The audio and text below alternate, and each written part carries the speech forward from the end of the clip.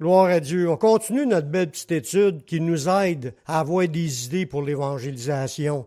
Le but, c'est quoi dire quand on parle du Seigneur. Puis le but, c'est sûr, je ne vous demande pas de retenir tout par cœur, mais des fois, en parlant, vous allez entendre un verset, vous allez entendre quelque chose ça va vous être des outils dans votre esprit pour être capable de répondre. Puis là, de l'étude dernièrement, on a parlé beaucoup des prophéties. C'est ça qui est miraculeux et puissant. Dieu a annoncé d'avance les choses pour que, quand ils sont arrivés, il y a 2000 ans, les gens étaient déjà dans l'attente de voir ces choses-là. Puis quand c'est arrivé, il y en a plusieurs qui ont cru. Puis c'est ça que Dieu fait. Il avertit d'avance avant de faire quelque chose. Mais il est obligé de venir en personne. C'est ça le thème aujourd'hui. Dieu il est venu nous parler en personne. Parce que quand tu regardes dans l'Ancien Testament, là, tu regardes l'histoire du peuple juif et des autres peuples qu'il y avait autour, là, mais tu voyais, quand tu lis ça, tu vois la misère du monde. Tu vois comment est-ce que les gens étaient dans l'obscurité, comment est-ce que le diable a fait pour amener la destruction puis la mort dans le monde. Depuis Adam et Ève, là, le péché est entré dans le monde. Le péché, après ça, c'est des jugements de Dieu, que la planète a été détruite. Après ça, les peuples qui sont renés, les guerres entre les peuples, puis le monde s'entretuait. Puis le monde, il était loin de tout savoir comment faire pour être sauvé, là. Puis il était loin de marcher dans le chemin pour être sauvé. Aujourd'hui, il n'y en a même pas, 10%, de la population qui est sauvée. Mais dans ce temps-là, c'était même pas 1%. Il y avait des milliards de personnes sur la planète, de tout peuple, de toutes sortes de peuples, qui vivaient n'importe comment, mais dans l'obscurité des ténèbres, puis le monde ne savait pas quoi faire pour être sauvé. Il y a juste une poignée de Juifs qui comprenaient, puis qui marchaient en relation avec Dieu. Les prophètes de Dieu, les hommes de Dieu. Puis même dans le temps de Jésus, même les théologiens bibliques de ce temps-là, ils ne savaient même pas les choses de base pour le salut comme naître de nouveau. Pourtant, Jésus était étonné. Il dit, t'es docteur de la loi, puis tu sais pas ces choses. C'était des choses qu'il aurait dû savoir, parce que c'était déjà écrit dans l'Ancien, mais le monde ne comprenait pas. Il lisait les histoires comme étant un peuple, puis conquérir les autres peuples. C'est rien qu'à ce niveau-là, de guerre avec les autres. C'est juste ça qu'on comprenait, le côté spirituel de la communion, de revenir à l'Éternel et de demeurer avec l'Éternel. Ils ne comprenaient rien là-dedans. Et comme je vous disais, les questions comme comment peut-on être sauvé ou comment faire pour avoir la vie éternelle, là, le monde y était dans l'obscurité. Ils appellent ça être dans les ténèbres. Puis le monde entier était sous la puissance du malin. C'est ça que la Bible a dit comme il fallait que Dieu vienne sur la terre pour nous éclairer. Quand on dit qu'on éclaire, là, mettre la lumière là-dedans, là. Allumer la lumière, éclairer, c'est pour que le monde comprenne. Le plan de Dieu, c'est qu'il voulait que les gens soient sauvés. Y a-t-il un amen à cela? C'est le plan. Dieu n'a jamais fait le monde pour avoir le plaisir de tous les voir s'en aller dans les temps de feu pour l'éternité. Toutes ces âmes-là sont scrap. Ils seront plus là. Puis quand on dit d'âmes, c'est pas des automobiles, c'est pas des maisons, c'est des humains vivants comme nous. Des âmes vivantes qui s'en vont pour l'éternité dans la perdition parce qu'ils savent pas comment faire pour être sauvés. Fait qu'il fallait que Dieu vienne lui-même en personne, venir nous éclairer, nous apporter la lumière sur la situation. Qu'est-ce qu'il faut faire pour être sauvé? Ça, c'est la question la plus importante pour notre vie, ce qui devrait nous préoccuper chaque jour. Puis ceux qui l'ont reçu, qui l'ont trouvé et qui l'ont reçu, c'est le sujet de notre réjouissance si on sait comment faire. Puis t'es embarqué. Il n'y a pas d'autre chose qui compte que cela pour le temps qu'on a à vivre comme priorité. Il y a d'autres choses à faire dans le plan de Dieu, mais savoir que t'es sauvé, t'as le bonus. T'as gagné la guerre, t'as gagné la vie, t'as gagné ta place, pas par toi t'as gagné, c'est à t'es donné par Jésus. La multitude sur la terre marchait dans les ténèbres. Quand je dis les ténèbres, c'est toujours l'idée de l'ignorance, parce qu'ils sont aveuglés par le diable.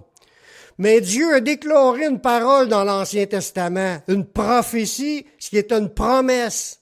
Dans Isaïe, là, ça dépend des Bibles, des fois c'est à la fin du chapitre 8, là, c'est le verset 23, ou des fois c'est Isaïe chapitre 9, le verset 1. Ça dit, mais les ténèbres ne régneront pas toujours sur la terre. C'est Dieu qui a dit ça. Les ténèbres ne régneront pas toujours sur la terre, où il y a maintenant des angoisses. Si les temps passés ont couvert d'opprobre le pays de Zabulon et le pays de Naphtali, les temps à venir couvriront de gloire la contrée voisine de la mer, au-delà du Jourdain, le territoire des gentils, des païens, notre territoire. L'autre verset, le peuple qui marchait dans les ténèbres voit une grande lumière. C'est une prophétie, cela, qui annonçait la venue de quelque chose qui nous éclaire. C'était quelque chose-là, c'est une personne. C'est Dieu lui-même qui est venu nous éclairer. Il dit, le peuple qui marchait dans les ténèbres voit une grande lumière. Sur ceux qui habitaient le pays de l'ombre de la mort, une lumière resplendit.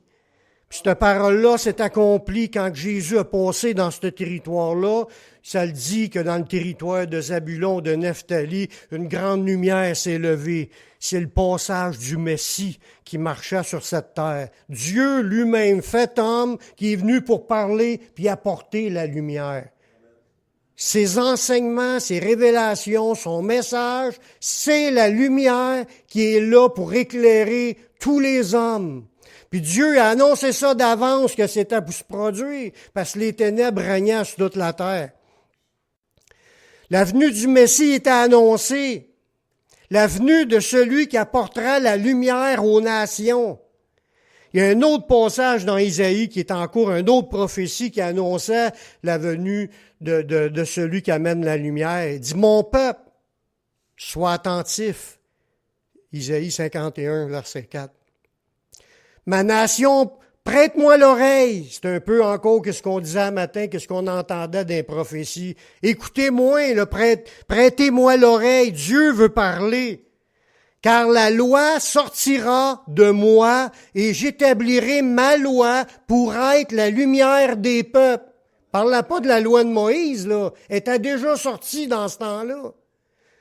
C'est Dieu qui est en train de révéler qu'il va avoir une autre loi qui va s'installer, la loi de l'esprit et vie, la loi de Christ, les enseignements de Jésus, les enseignements de la nouvelle alliance, que c'était pour arriver sur la planète, pour être la lumière des peuples. C'est pour nous aussi, pas juste pour les Juifs. On a dans nos mains les révélations qui nous éclairent dans la Bible.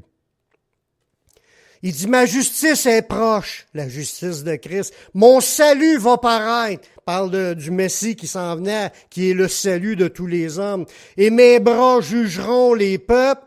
Les îles espéreront en moi. Nous sommes de ceux qui habitent les îles.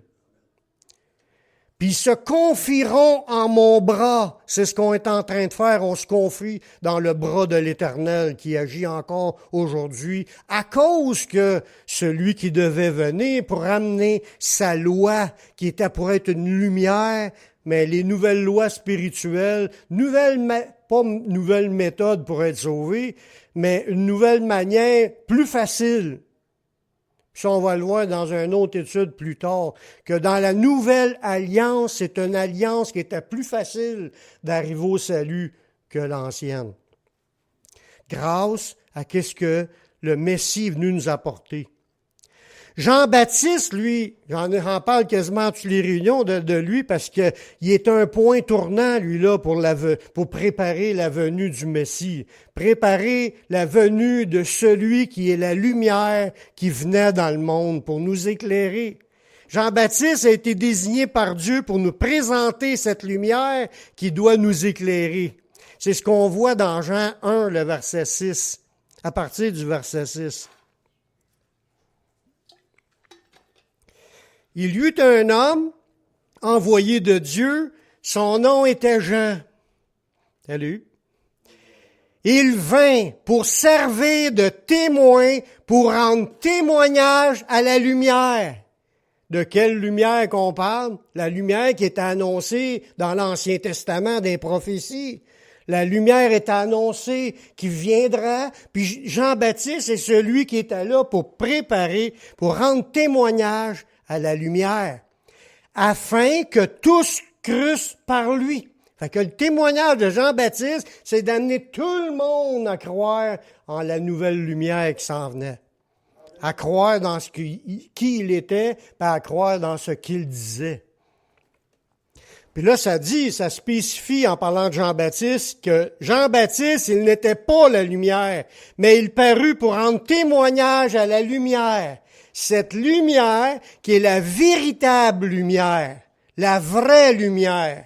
C'est pour ça Jésus, quand il parlait, il disait en vérité, il est la véritable lumière, l'authentique lumière, ce qui est conforme, ce qui est exactement ce qu'on devait entendre. Jésus, Yeshua, ça dit qu'il est la véritable lumière qui, en venant dans le monde, éclaire tout homme. Voyez-vous, ce que Jésus apportait comme qui ce qu'il était et qu'est-ce qu'il apportait dans ce qu'il disait, nous est resté par écrit, puis 2000 ans encore, plus tard, on apprend encore des choses puis ça, qui nous permettent de comprendre le chemin puis d'être sauvés. C'est vraiment formidable. Merci Seigneur. Les gens de son époque, à Jésus, ils attendaient celui qui viendrait de Dieu pour annoncer les paroles de Dieu. On va dire, ben oui, les rabbins, eux autres, le savaient qu'il viendrait un Messie, mais même le monde du peuple, le petit monde du peuple, attendait la venue du Messie. Alors regardez que dans Jean 4, 25, en parlant de la femme samaritaine qui rencontre Jésus, qu'est-ce qu'elle avait dit? Elle a dit à Jésus, « Je sais que le Messie doit venir, celui qu'on appelle Christ. Quand il sera venu, il nous annoncera toutes choses. » Voyez-vous, la femme samaritaine qui était une femme qui était même pas juive, c'était une femme qui était même méprisée, parce que les Samaritains étaient méprisés par les Juifs. Il n'y a pas personne qui lui parlait aux Samaritains. Puis là, Jésus s'en va avoir spécifiquement elle pour y parler, puis elle attendait, elle savait qu'il viendrait le Messie, le Christ, celui qui était pour nous dire toutes les choses qu'on avait besoin d'apprendre.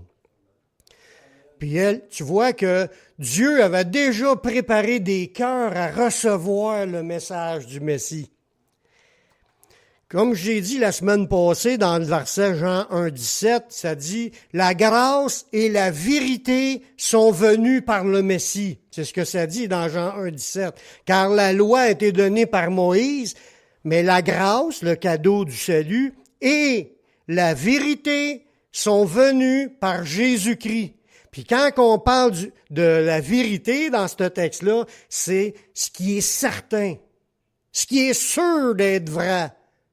Jésus est venu pour nous éclairer sur les vraies affaires qu'on avait besoin de savoir afin d'être sauvés. Il fallait qu'il nous explique les choses, il nous explique le plan de Dieu, puis grâce à ces révélations, le monde a commencé à comprendre puis à se convertir.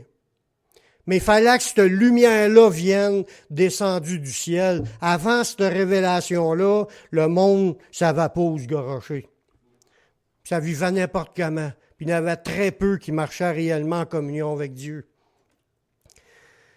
Jésus s'est présenté, quand il a commencé à parler à tout le monde, comme étant la lumière. Il s'est présenté comme étant la lumière que le monde attendait, apportant la lumière qui procure le salut. C'est ce qu'on voit dans Jean 8, le verset 12. Ça dit, Jésus leur parla de nouveau et dit, « Je suis la lumière du monde.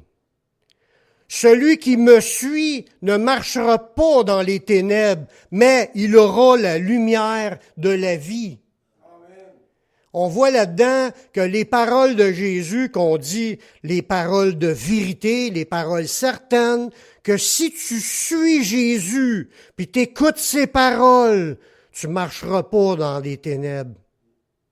S'il y a des gens quelque part sur la planète qui cherchent à connaître c'est quoi la lumière, c'est quoi la vérité, c'est quoi qui est certain pour être sauvé, mais suis Jésus, c'est lui le sauveur. Suis Jésus, puis tu marcheras pas dans les ténèbres, tu vas marcher toi-même dans la lumière. C'est ça que Jésus a dit à ses disciples, vous êtes la lumière du monde. Quand tu suis Jésus, tu deviens automatiquement un porteur de cette lumière, puis tu deviens une lumière dans ce monde. C'était la lumière prophétisée qui était pour atteindre toutes les nations. Jésus, lui seul, il n'a pas atteint toutes les nations, mais ses disciples, oui. La lumière a continué à se répandre. La lumière, en fin de compte, qui nous est restée, c'est le bagage de connaissances que le Messie est venu nous apporter. La parole de Dieu. Les paroles de la nouvelle alliance.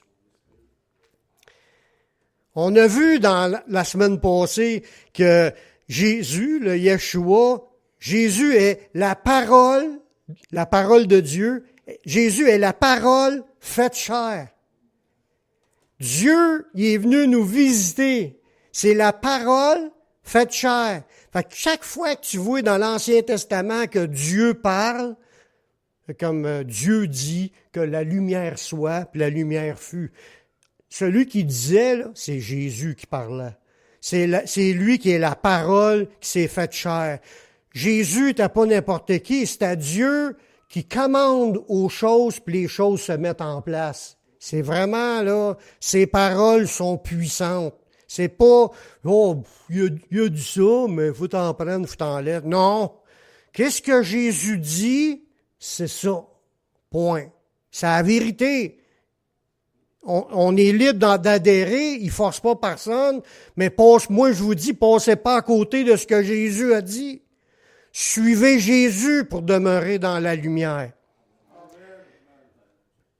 Jésus, avant sa venue, là, Yeshua, c'était le Dieu créateur, celui qui soutient tout par sa parole puissante. On le sait qu'on est formé d'atomes, hein? Je sais pas si vous avez fait un petit cours en biologie ou en sciences ou en physique quand vous étiez à l'école. Tout est composé d'atomes. Des atomes, là, c'est comme une petite boule avec des électrons, des protons, des neutrons. Tu sais, ça se promène comme si ça serait une planète, un soleil avec des planètes autour, mais c'est tout microscopique, l'atome. Puis il y a des atomes de différentes compositions, comme il y a des atomes d'aluminium, il y a des atomes de fer, il y a des atomes de plastique, il y a des atomes qui forment les différentes choses en mélangeant tout ça. Mais si ça se tient tout ensemble pour être ce que c'est à cause que Jésus maintient toutes choses en existence. Jésus n'a rien qu'à lâcher de vouloir que ça soit là, puis il arrête de maintenir tout ça, là. Disparaissait, tout, qu'il n'y aura plus rien qui existe nulle part. C'est ce qui va arriver un jour, tout le ciel et la terre vont passer, mais ces paroles ne passeront point. La Bible le déclare.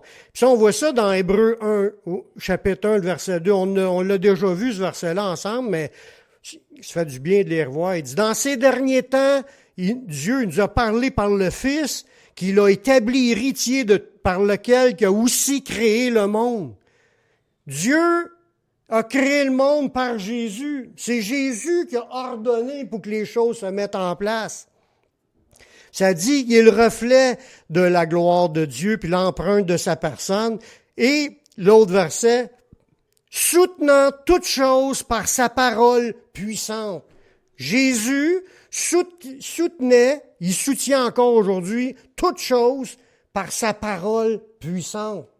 C'est lui qui est dans les cieux présentement, puis qui maintient toute la planète, tout l'univers par ses paroles. Il maintient toutes choses en existence. Fait que quand on dit Dieu dit quelque chose, on devrait tout arrêter puis écouter ce qu'il est en train de dire, parce que c'est les paroles qui donnent la vie. C'est les paroles qui maintiennent la vie. Si vous êtes vivant aujourd'hui, c'est parce qu'il vous maintient en existence. S'il décide, il vous en retire le souffle, le cordon est coupé, tac, vous tombez à terre, plus de respect, vous êtes mort. C'est lui qui maintient, qui nous donne la vie, la respiration et l'être. Si on existe, parce que c'est lui qui nous a créés et qui nous maintient en vie. C'est ses paroles. Il commande, puis les choses se mettent en place. Quand Jésus parle, Yeshua, le Fils de Dieu, appelez-le comme vous voulez, Dieu lui-même fait homme, quand il parle, les choses se font. Puis quand il parle, ça arrête à sa volonté. Il est puissant. Nous, là, quand on est en train d'essayer de comprendre tout ça, il faut que tu analyses tous les versets pour arriver, puis à un moment donné, tu le sais, mais ça prend du temps avant de saisir toutes ces idées-là. Ça nous dit dans la Bible, c'est par la foi qu'on peut arriver à comprendre ces affaires-là.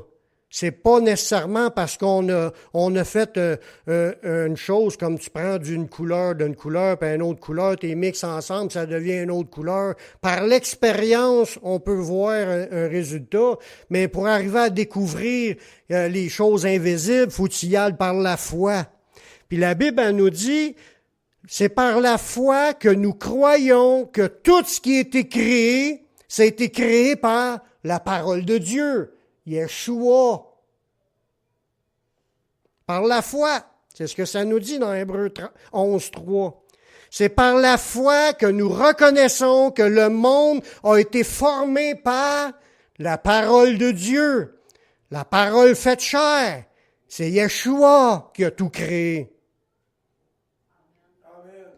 Il est venu en forme humaine. C'est Dieu lui-même qui est venu nous parler. En sorte, ce qu'on voit n'a pas été fait par des choses visibles. Jésus le Christ est venu nous apporter les paroles, les lumières qui peuvent nous sauver. Dans Actes 11.13, on va comprendre cette idée-là avec ce verset-là. C'est dans le témoignage de Pierre qui est en train de parler avec Corneille. Cet homme nous raconta comment il avait vu dans sa maison l'ange se présentant à lui en disant « Envoie Joppé, fais venir Simon, surnommé Pierre. » Puis écoutez bien le verset 14. Simon, surnommé Pierre, qui te dira des choses par lesquelles tu seras sauvé. Il fallait que Corneille, c'était déjà un gars qui croyait que Dieu existait, c'était un gars qui priait, c'était un gars qui faisait des aumônes, mais il n'était pas sauvé. Puis pour être sauvé, il fallait qu'il entende des paroles spécifiques venant de Pierre pour y dire les vraies affaires qui sauvent. C'était quoi ces vraies affaires qui sauvent-là? C'est les paroles qui sortaient de la bouche du Messie qui amènent le salut, qui amènent les gens à la repentance, qui amènent les gens... Ce qu'on a compris, nous, qui a permis qu'on soit sauvés, il fallait qu'ils l'entendent. Le salut vient de ce qu'on entend. Puis ce qu'on entend vient de ce qui a été prêché dans la parole. Il te dira les choses par lesquelles tu seras sauvé. Toi et toute ta maison. Il fallait que les gens s'attachent à la révélation, les lumières que le Messie est venu nous apporter.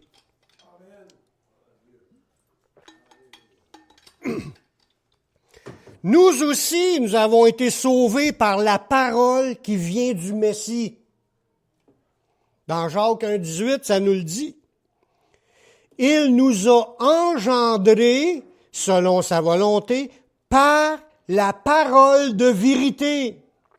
Fait que c'est à cause qu'on a entendu la parole de vérité, les lumières qui venaient du Messie, les paroles puissantes, que quand que Jésus parle, ça sauve, ça délivre, ça agit puissamment, les démons s'enfuient. Les paroles sont extrêmement puissantes, sont vraies. C'est ces paroles-là qu'on a reçues, puis c'est à cause qu'on les a reçues qu'on a été engendrés pour devenir enfants de Dieu, pour être sauvés, puis recevoir le Saint-Esprit. Ça a toute une suite par rapport à qu'est-ce qu'on a fait des paroles de Jésus quand on l'a entendu. On y a-tu cru? Oui. On y a cru, on les a reçus, puis le salut a embarqué. C'est de même que ça marche. Qu'est-ce qu'on fait de Jésus? C'est une chose. Puis qu'est-ce qu'on fait des paroles de Jésus? C'est ça qui est important. Et Jésus dit, peut-être vous ne croyez pas en moi, mais croyez au moins en ce que je fais pour savoir que ce que je fais, c'est vrai. Vous allez, tu sais, puis c'est ça qu'on a cru aussi. On a cru en ce qu'il a dit, ce qu'il a fait, puis ce qu'il a fait qu'on a reçu. Puis c'est pour ça que le salut est rentré dans notre maison, est rentré dans notre vie.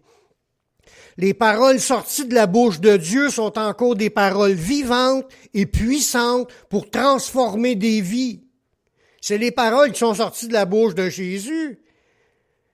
Dans Hébreux 4.12, ça dit « Car la parole de Dieu, c'est Jésus, la parole faite chair, la parole de Dieu est vivante et efficace. Même encore 2000 ans plus tard, elle sauve encore des vies. Il y a des gens qui reçoivent le Saint-Esprit. Il y a des gens que leur vie change à cause qu'ils ont laissé rentrer la parole de Dieu dans leur vie. Le Saint-Esprit sert des paroles de Dieu, puis il fait la transformation. Il dit la parole de Dieu est vivante, est efficace, c'est notre épée. Est plus tranchante qu'une épée quelconque à 2 tranchants, est pénétrante jusqu'à partager l'âme puis l'esprit, jointure et moelle, elle juge les sentiments puis les pensées des cœurs. Est puissante, sont puissantes les paroles de Dieu. C'est aussi pour ça que par les paroles puissantes du Messie que les démons sortaient puis que les gens étaient guéris. Dans Matthieu 8.16, le soir, on amena auprès de Jésus plusieurs démoniaques. Il chassa les esprits par sa parole, puis il guérit tous les malades. Ce qui sort de la bouche du Messie, c'est les lumières qui devaient nous amener le salut, les délivrances, les guérisons, les transformations. C'est la puissance de Dieu qui est venue, qui est encore là aujourd'hui agissante dans le monde. Puis c'est annoncé que c'était pour arriver, puis visiter même les païens. Nous, 2000 ans plus tard. Tant que Jésus n'est pas revenu, c'est encore en train d'agir. Les paroles du Messie transmises par les apôtres étaient reçues comme les paroles de Dieu. Ces paroles-là agissaient en tous ceux qui y croient. Parce qu'il faut que tu y crois. On l'a dit.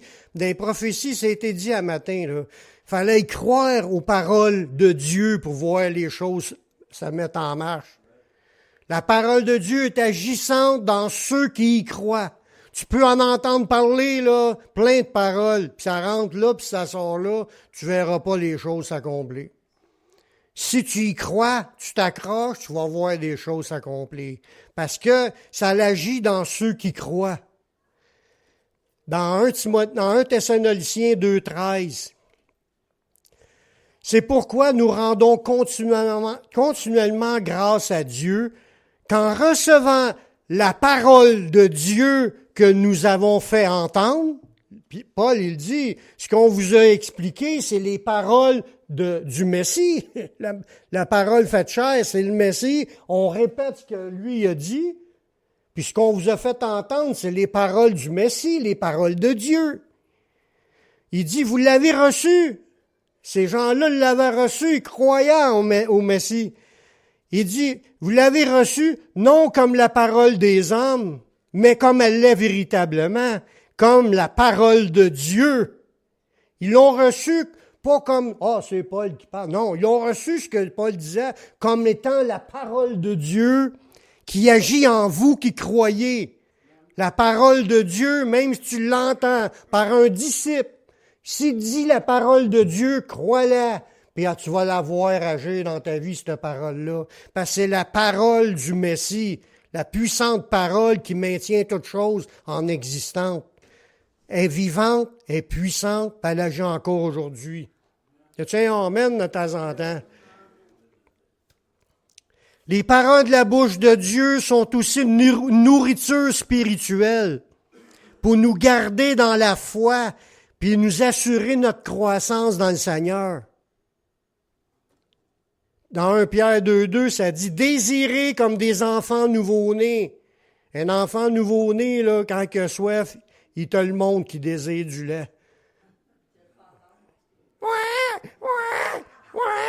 Là, il broye, puis tant qu'il n'en donne pas, il veut. Mais il dit, soyez comme des enfants nouveau-nés. Désirez le lait spirituel et pur, comme des enfants nouveau-nés. C'est pour tous les chrétiens, ça, c'est pas juste pour les nouveau-nés. Tous les chrétiens doivent avoir soif d'absorber la parole de Dieu.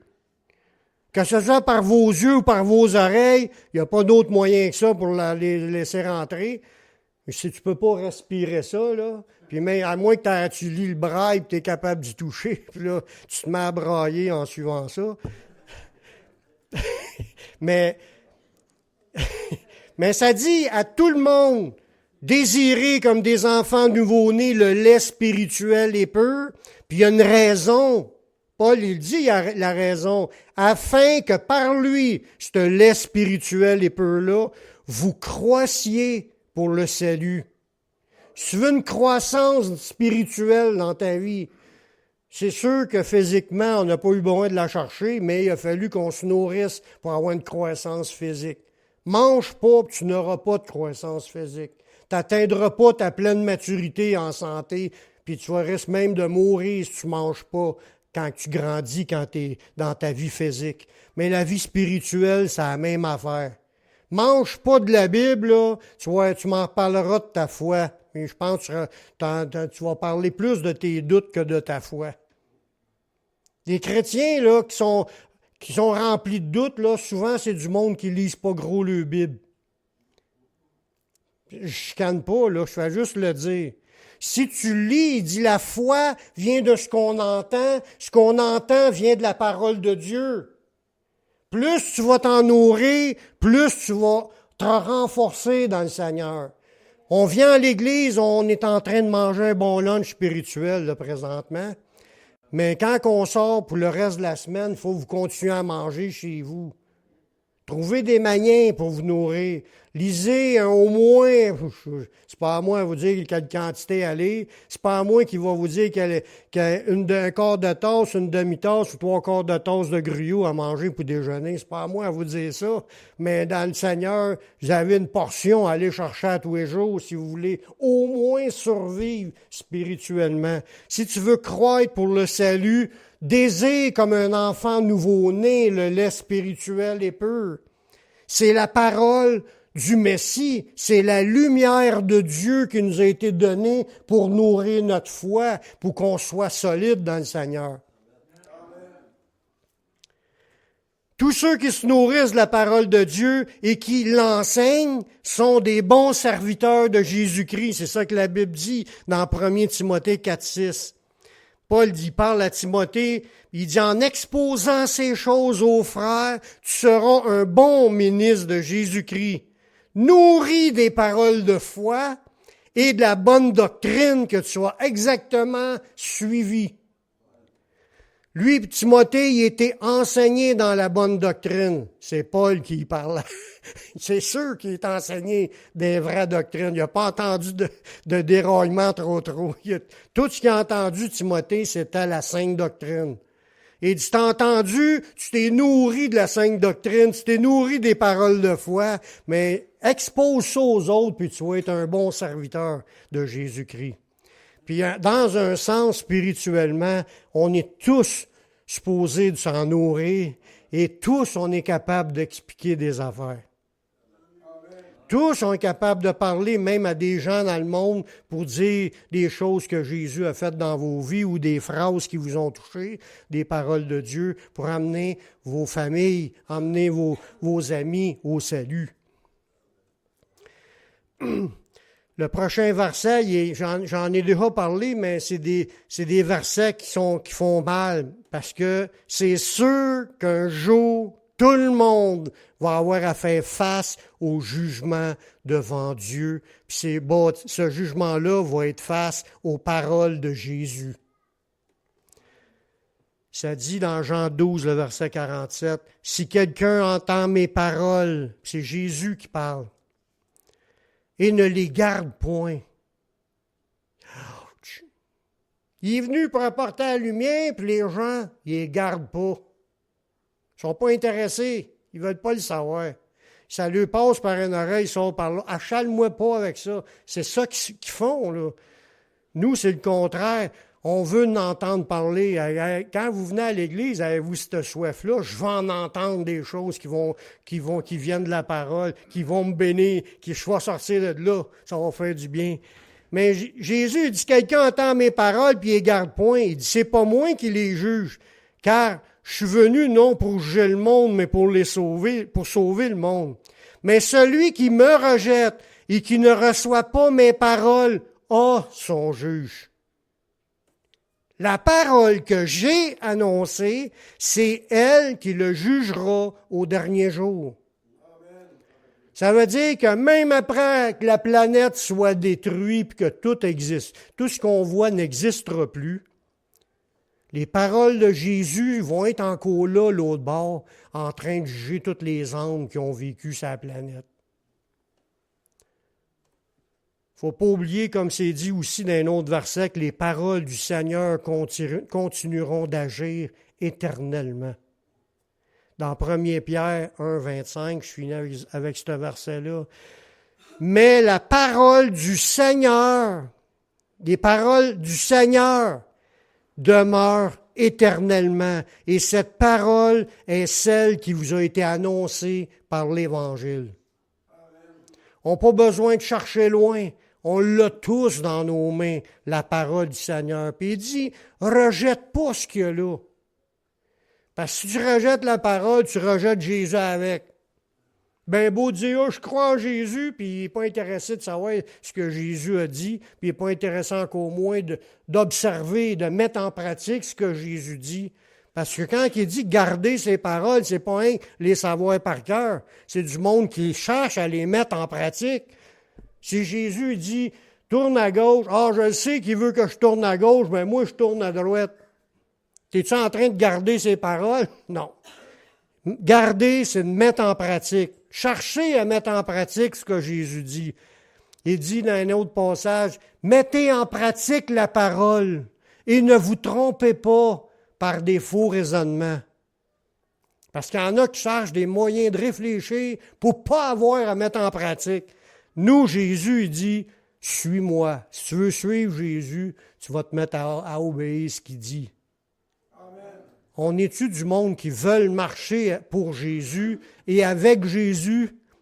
Mais le Messie est venu pour nous, c'est par cela qu'on est sauvés.